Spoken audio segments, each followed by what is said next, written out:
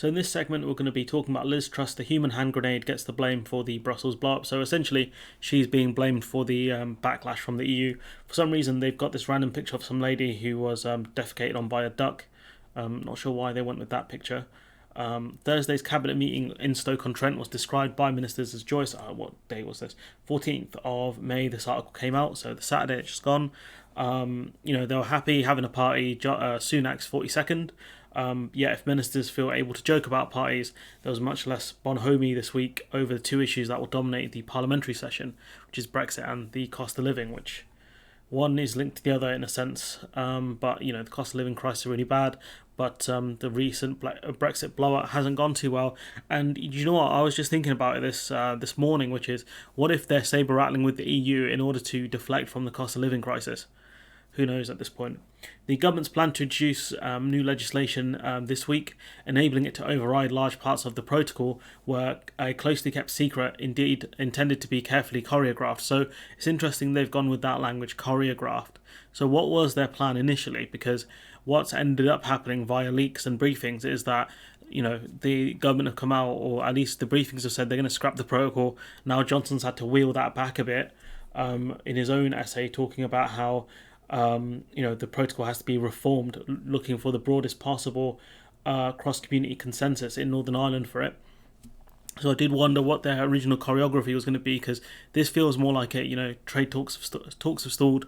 The protocol's been signed. The government are looking to make changes to it. The EU are saying probably not going to happen.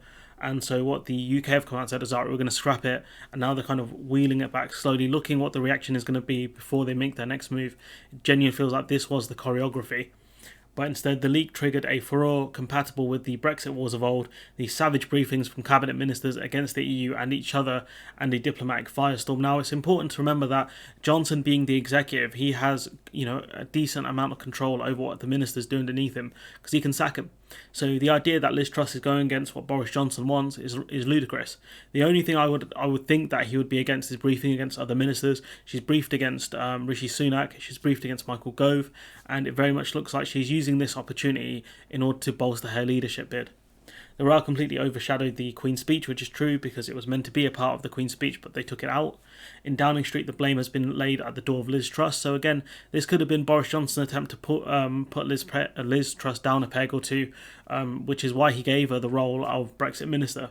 She's been accused of unnecessarily antagonising Brussels to curry favour with the Tory right, while allowing aides to brief journalists that some Brexit-blooded ministers such as Gove and Sunak were trying to stop the plan. So essentially what she's doing is trying to appeal to the ERG, because the ERG will not be happy about Boris Johnson caving in.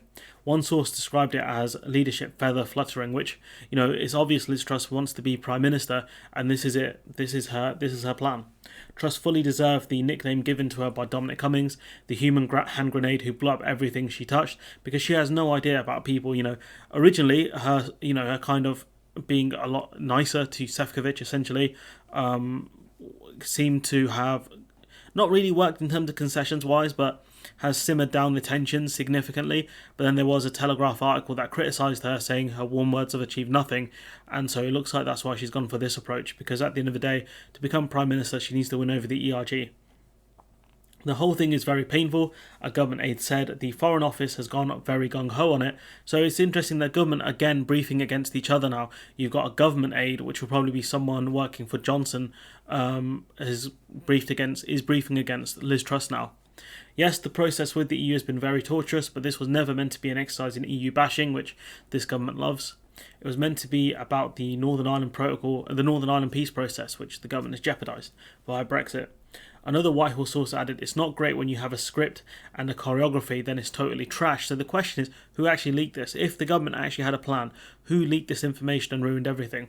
There was also anger at what was seen as a briefing campaign by Camp Truss to undermine other cabinet ministers for being weak on the protocol. So the reason why Liz Truss might have done this, or at least the government might be saying it's Liz Truss that's briefing, is this isolates her away from the cabinet, because the only ones that are on her side, by the looks of it, are what's her name, man? Braverman, Mogg, and there's a third one as well. But I think they're trying to isolate her away. Johnson's trying to isolate her from other cabinet members, because I think Sunak especially has a lot more power than someone like Braverman or a Mogg. The briefing to the press from Liz's team was extraordinary, one senior figure said, because she's actively going against them. She suggested that Sunak and Gove didn't understand the protocol was completely laughable. Because I remember one of the quotes was that there are those who understand the protocol and there are those who just meddle. I didn't know what it meant, but evidently she was trying to imply, or at least someone in her team was trying to imply, there are those who actually understand the protocol and those that don't, but try and meddle around and change things. A Foreign Office source categorically denied Truss's team had been behind the briefing, but it's very obvious when they're attacking certain people where it most likely came from. And of course, the Times, the Telegraph, they're very close to the Conservative government and they would have to source things properly. And so the tough line she has taken on the EU's negotiating position has been sanctioned by Number 10. So essentially what the Foreign Office has come out and said is that we were allowed this remit by the Prime Minister. So once again, this will always fall back on Johnson. It very much reminds me of when Paul Pogba's agent, right, the late Mino Raiola, who passed away recently, was constantly moaning about Manchester United, right, constantly talking about how Pogba wants to leave, etc. And people kept blaming Mino Raiola, but at the end of the day, if Paul Pogba, the person who employed Mino Raiola, wanted it to stop, Pogba could have called his agent and said, "Yo, stop it." At the end of the day, the fault lies with the executive. The fault lies with whoever they're working for. Boris Johnson has the power to fire Liz Truss essentially from the cabinet, but he hasn't, which tells you that what she's doing is allowed by Boris Johnson. He doesn't condemn it, but he's allowing it to happen. It is totally unfair on Truss, they said. Her priority throughout this has been to prioritise the peace process and restore power sharing in Northern Ireland. The problem is, I don't think the DUP will go back unless the protocol is scrapped, which the only way they're going to do that is through domestic law. And even then, what if Sinn Féin drop out at that point? I don't know. Others blame Daniel Canzini, the prominent Brexiteer who has been brought in as a senior advisor to Johnson. He seems to want a higher profile, and I wonder what more could he want, given that he's unelected anyways, and once Johnson goes, he's most likely going to go. A number of senior government figures have also wider concerns about the wisdom of it. They said, "I think the problem we have is we don't know what our end game is on this." A minister said, because it's true, they've kind of gamed this out and they're trying to think, okay, are the EU going to put tariffs on us because that's going to impact their own cost of living and it's going to make them look bad in the eyes of the public, because that's how they see things, right? That's the reason physical checks haven't happened, because it would increase the cost of exports by a lot. So what the government are thinking is, right, are the EU going to slap tariffs on us when it's going to increase their cost of living in the various different countries? And so the government doesn't think that's going to happen. I think they will absolutely do it, because they've done this to Russia already. The Russian example is far more egregious, or Russia have done this far worse. But, they've increased their cost of living. The cost of energy, the cost of oil, for example, have gone up dramatically, and in part because of these sanctions on Russia. So for the idea that the British government to think the EU won't put tariffs or sanctions on us is ridiculous. Sorry, I'm slowing my words a bit here. The whole thing has been very badly handled, and I'm not sure what the politics is of triggering a trade war with the EU in the middle of a cost of living crisis, another said. And that's the top and bottom of it. At the moment, there's a huge crisis within the country already. Inflation at around the 8 or 9% mark, which is going to go over 10% later on this year, depending on which metrics you look at. I mean, if we do this, right, if we get sanctioned by the EU, how much more would the cost of living crisis go up by? And that's something the Treasury are actually trying to figure out now.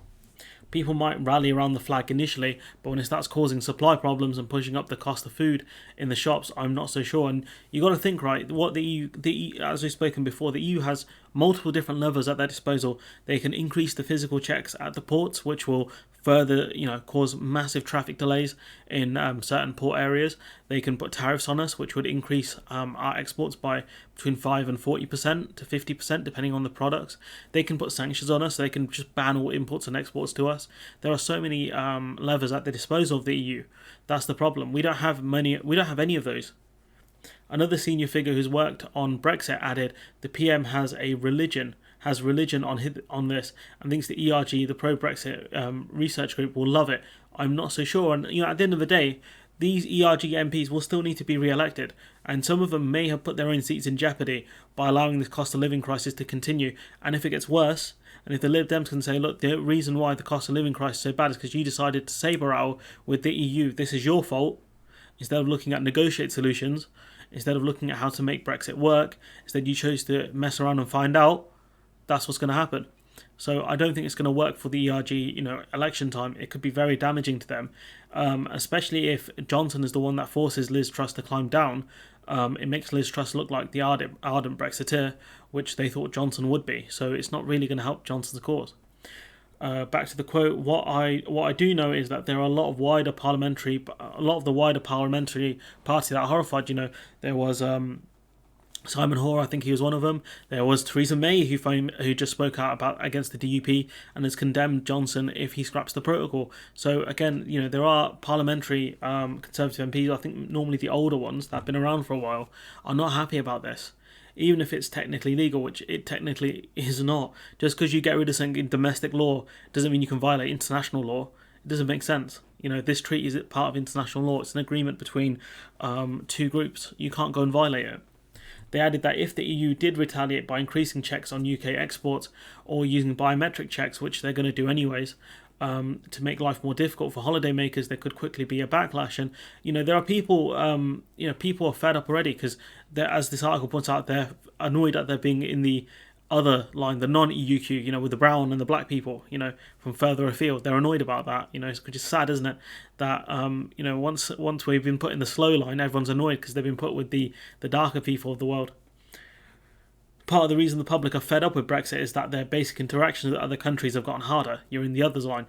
And, the queues in Dover, that we saw a few weeks ago, last month, will be a lot worse. Once the biometric checks kick in, the EU could pull these out early. France could do more aggressive versions of the biometric checks. And let's not forget, if the EU increases the amount of physical inspections, it's going to make those queues at Dover a lot longer. And there are cars in those queues as well, unless they do Operation Brock or Stack, whatever the hell it's called. In the cabinet meeting, Johnson blamed media misreporting. I mean, the thing is, right, and this is where I get annoyed, because if it's media misreporting, you can sue them, because at the end of the day, they have a source. They have government aides that are briefing against you guys. It's time for you to find the mole, once again, the chatty rat. He described the move as a political slam dunk on all sides, talking about the reforming of the protocol, which doesn't make sense. How could it be a slam dunk on all sides? Such a thing does not exist, my friend. But yeah, it's just ridiculous, honestly.